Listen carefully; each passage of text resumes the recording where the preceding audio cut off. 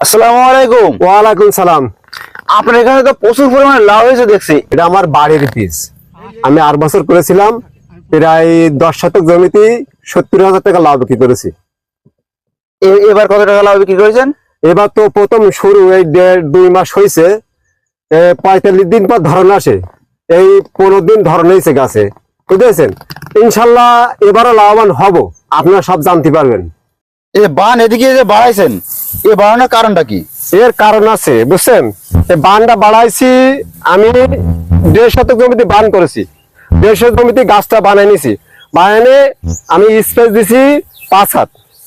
5 হাত দেওয়ার কারণ, বানটা স্পেস দেওয়ার 5 হাত কারণ যে বানটা দিয়ে 2.5 হাত বেরিয়ে যাবে। আমার লাউ ধরন বেশি হবে। আমার ভুঁইটা আছে 10 শতক, আমি এখানে 15 শতক করবো। এই 15 শতক করবেন কিভাবে? কিভাবে, আমি স্পেস দিছি 5 হাত আর 2.5 হাত।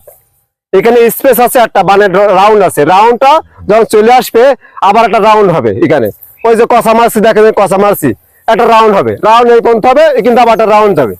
রাউন্ড যাওয়ার আবার একটা রাউন্ড যাবে। এভাবে লাউ গাছ আসতে থাকবে। এটা দারুণ পদ্ধতি দেখছি। এই পদ্ধতি যদি কৃষকরা অবলম্বন করে তাহলে কি তারা লাভবান হবে? আমার হিসেবে তো আমি তো লাভবান হচ্ছি। এখন সে যদি উদ্যোগটা নেয়, যে সেও লাভবান হবে ইনশাল্লাহ।